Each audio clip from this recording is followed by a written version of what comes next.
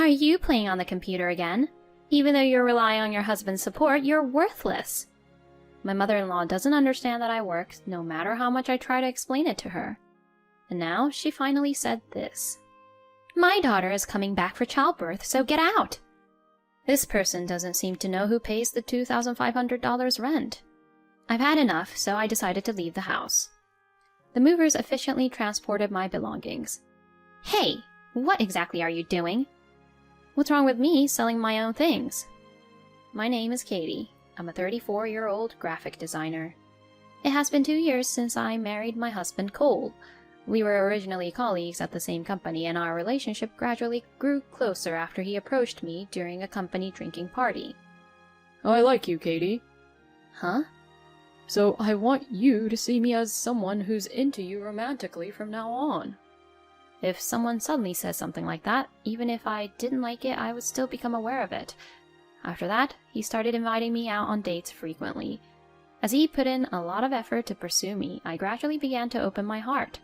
And after going on several dates, we decided to start a relationship. He was incredibly kind and gentlemanly, and I found myself increasingly drawn to him.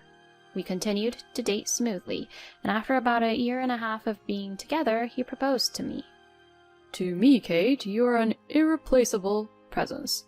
Please, marry me. Yes, I gladly accept. Thank you. And that's how we decided to get married. We immediately went to meet each other's parents.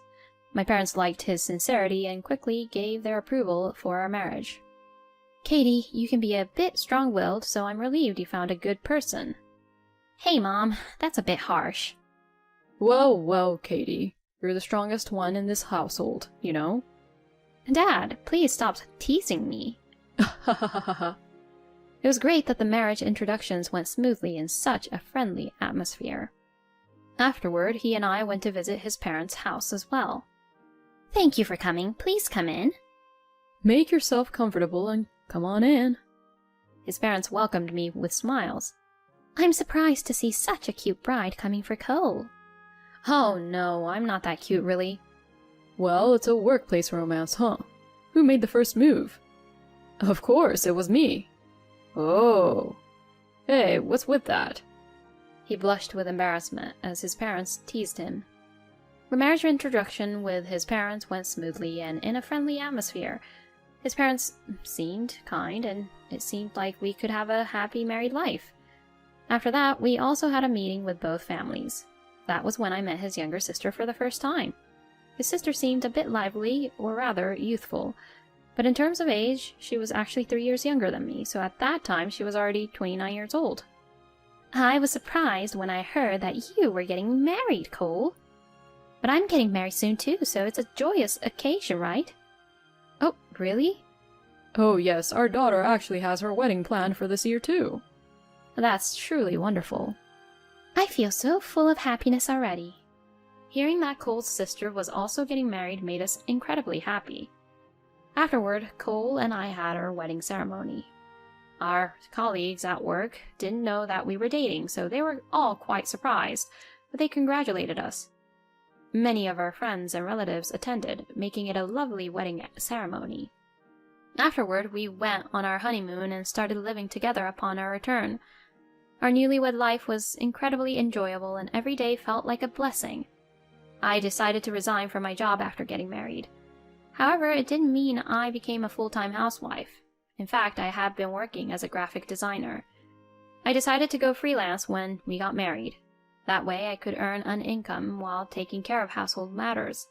I had been preparing for this kind of work from home setup for a while. Therefore, as soon as I became a freelancer, I secured contracts and had a stable income from the start. Of course, I managed my schedule efficiently and took care of household chores like cleaning, laundry, and cooking for the sake of my husband. This creamy pasta is really delicious. I'm so glad you like it.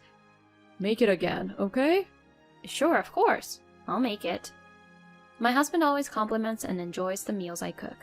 That's why I feel a great sense of accomplishment, and since I work from home, I can make dishes that require more preparation time. Cooking had become one of my hobbies. We were happily enjoying our newlywed life in such a delightful manner. Time flew by quickly, and 2 years had passed in our married life. My career was progressing well, and my income was increasing. We had a good relationship with each other, and we continued to have a joyful married life. However, amidst this, a sad event occurred. Huh? Dad? A phone call came to my husband, and it was from his mom. Shockingly, she informed us that his dad had suddenly fallen seriously ill. My husband and I rushed to the hospital. My father-in-law had to stay in the hospital for a while, and since then we frequently visited him. However, his condition worsened, and sadly he passed away. Cole's mom broke down in tears by her husband's side. "Why, Dad?" My sister-in-law was crying in the hospital room with my mother-in-law. My husband was also deeply saddened, but he must have felt that he needed to stay strong. He asked for my assistance, and we started arranging and preparing for the funeral. I made up my mind to help my husband with all my strengths, and provided various forms of support. Thanks to that, we were able to swiftly proceed with the funeral preparations. Many people attended my father-in-law's funeral. Considering how kind-hearted my father-in-law was, it made sense that he was well-liked. I also received a lot of support from my in-laws when I visited their home, so I can understand why my father-in-law was so beloved. We bid a proper farewell to my father-in-law, knowing well how much he was respected. After successfully completing the funeral, my husband and I returned to our daily lives. Then, after a little while, we started receiving frequent communication from my mother-in-law. It seemed like she was reaching out to us quite often. "Are both of you doing well? When will you come home for a visit? The other day our neighbor gave me some delicious sweets. If you like, why don't you come and have some?" Most of the contacts from my mother-in-law were invitations for us to visit my husband's hometown.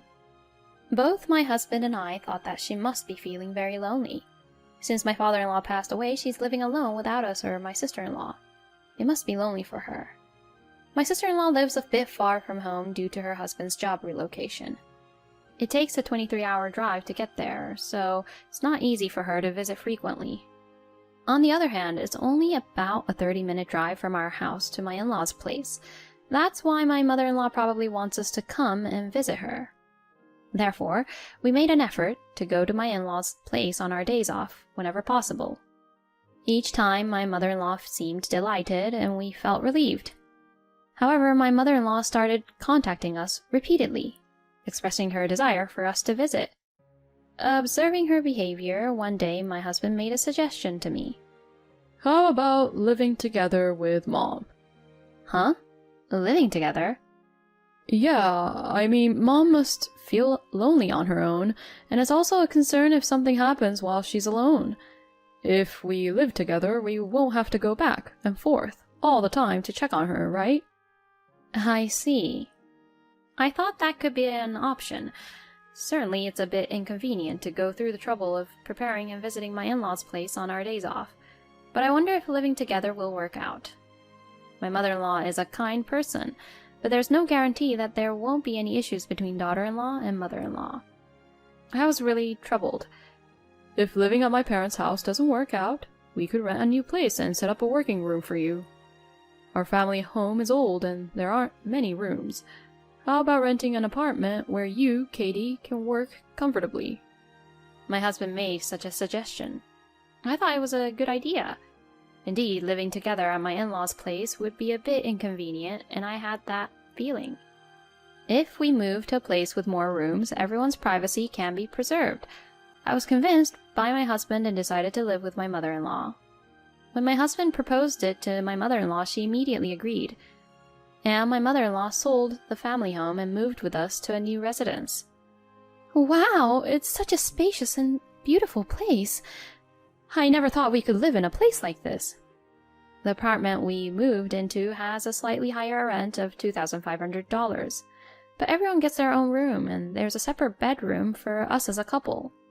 It's quite spacious now, and the kitchen is all modern, so cooking is easy. We were able to live a very comfortable life. Above all, it's a newly built rental apartment, so everything from the interior to the exterior is beautiful. My mother-in-law seemed happy to be living with us. I thought it was a good decision to live together and move here, but around 6 months later, I believe, was when my mother-in-law's attitude started to change. Katie, don't you have anything else to do than always locking yourself in the room during the day and playing? Huh? I was surprised when my mother-in-law said that. I work from home and I'm currently working. I can tell you're lying.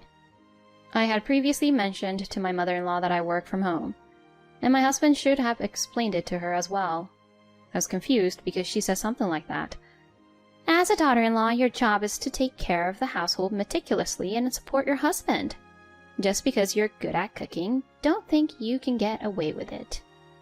The fact that you're slacking off will eventually be exposed. It's not true. I'm not slacking off. I'm working while doing household chores.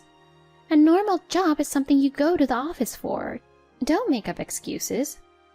I was perplexed by my mother-in-law's change in attitude, and since then her treatment towards me has become increasingly harsh. Hey, supplies are running out. Oh, sorry. I'm planning to go shopping in the afternoon, so can it wait until then? I want to drink the things I want to drink now. Not being able to drink what I want when I want is the worst. I want you to be more responsible. I feel sorry for Cole for having such a terrible wife. My mother-in-law would verbally abuse me like this every day. I couldn't bear it, and talked to my husband about it, but he didn't listen. Mom bullying you? No way, she wouldn't do such a thing. Besides, she talks to you kindly with a smile during meals, right? That's because you're there. It's much worse when we're alone during the day. Mom wouldn't do something so mean. It seemed like my husband blindly trusted his mother, and he couldn't believe what I was saying. In situations like this, I think a husband should believe his wife. I felt a little disappointed in my husband, and the bullying from my mother-in-law continued. Lately, she has been constantly pressuring us about when we will have children. Are you infertile? You have absolutely no redeeming qualities. Her heartless words kept piling up stress on me. Are you playing on the computer again? You're just wasting your husband's money. No matter how much I explained, my mother-in-law refused to understand that I was working. And she finally said something like this. Recently, we're temporarily living here. Huh? What do you mean? Just got pregnant. Huh? What do you mean? Unlike you, she's a good girl, and she's going to give me a grandbaby. So you'll have to leave. Huh? Of course, having a stranger like you around is nothing but stress for that child. Wait a minute, aren't you going a bit too far with your words? You're so annoying. You're just a parasite in this house. It's better for my daughter's peace of mind during childbirth if someone like you who gets in the way is gone. Leave because my daughter will be coming back for her postpartum stay. My mother-in-law's words are unbearable. Does she not know who pays the monthly rent of $2,500? I decided I had reached my limit and made up my mind to leave the house. I understand. I'll leave. When I said that, my mother-in-law smiled as if it suited me. Fine, as long as you understand, you don't have to come back. Ignoring my mother-in-law's words, I began packing my belongings. That night, I talked to my husband, or rather, it was more like a final confirmation. Will he ultimately choose me over his mother? I explained to my husband that his mother told me to leave because his sister is coming back for her postpartum stay. In response, my husband laughed, saying his mother wouldn't use such harsh words like leave. Don't twist the fact like that, he said with a smile. If that's what Mom said, I'm sorry, but why don't you temporarily go back to your parents' house or something? At that moment, I realized that this person was hopeless. He's a mama's boy who values his mother more than his wife. All right, I understand. I said that and immediately made a phone call to a certain place. It was a house moving service. Luckily, they could come tomorrow, so I quickly made a reservation. And the next day, on Saturday afternoon, the service people arrived. Huh? What? Seeing several moving personnel entering the house, both my husband and mother-in-law were surprised. I instructed them to take all the furniture and appliances. The moving people efficiently moved the belongings out of the house. Wait, what are you doing? Why are you moving the TV and refrigerator? My mother-in-law shouted like that. I coldly looked at her and said, What's wrong with me selling my own things? Huh? All the things in this house were bought by me. That's a lie. If you think it's a lie, why don't you ask Cole? My mother-in-law looked surprised and turned to my husband. My husband answered, Oh yes, it's true. Katie bought all the furniture and appliances in this house. But why do you need to sell them if you're temporarily leaving the house? My husband asked me that. It's because I'm getting a divorce from you. Huh? Divorce? Why all of a sudden? My husband was taken aback by the mention of divorce. Because I've repeatedly told you about the harassment from your mother, but you never listened. I can't continue a married life with someone like that, so I'm leaving. I know your income is insufficient to pay the rent here, but do your best. My husband's face turned pale at my words. Huh? You mean the monthly rent for this house is $2,500? Of course. I was the one paying it. My mother-in-law turned pale when she learned the truth. I must have explained countless times that I work from home. I can't live with a mother who didn't believe me and showered me with hurtful words anymore. Wait! I'll apologize, so please forgive us. I won't kick you out of the house. Yeah, I'm sorry too for not believing your words, Katie. Let's continue living here together as a family of 3. Even if they said such things, it's already too late. It's unfortunate, but repairing something that's already broken isn't that easy. Besides, you're just apologizing because your own lives are in jeopardy. If you continue living together like this, you'll quickly return to being the abusive mother-in-law and the mama's boy you used to be. The moving personnel who were moving the furniture chuckled at my words. My mother-in-law and husband looked embarrassed as they lowered their heads. After seeing off the moving personnel who finished moving the items, I placed my belongings at the entrance. Well, here's the divorce papers. I handed the divorce papers to my husband and left the house. My mother-in-law and husband watched in astonishment as I walked out. After that, I went back to my parents' house temporarily. It seems my husband continued to refuse the divorce, but I hired a lawyer and submitted evidence of the abuse from my mother-in-law, including recorded conversations. In the end, my husband agreed to the divorce and we separated. And then his sister returned for a temporary stay to give birth. And by the time his sister came back to have a baby back home, they already had to cancel that room. Well, honestly, my husband's income was low, so it was impossible for him to continue living in that place under those circumstances. Moreover, he would need to buy new furniture and appliances, which would require additional money. In the end, it seems they moved to a cheap and small rental apartment. But my sister-in-law didn't come back just for a regular visit. She had gotten a divorce due to an affair and came back home. It is said that she was caught with a baby from the affair and was kicked out of the house by her husband. Even though she had hoped to return to her new and beautiful childhood home, it seems that her family's situation has taken a turn for the worse, and she is feeling desperate. It seems that she is in a difficult situation where she cannot receive child support, and on top of that, her husband is demanding alimony from her. As a result, everyone in my in-laws' family is working hard just to make ends meet. They deserve what they got. On the other hand, I am living comfortably at my parents' house after a long time, and my work is going smoothly as ever. For now, I plan to focus on my work while taking a break from romance and marriage. I'm even considering the possibility of starting a new life abroad. Why do people bully their daughter-in-law? And the husband who blindly believes his mother is just despicable. It seems like it was a good thing for Katie to cut ties with such a family. She has enough independence and income to support herself. From now on, live freely for your own sake. I sincerely hope that she will have a happy life ahead.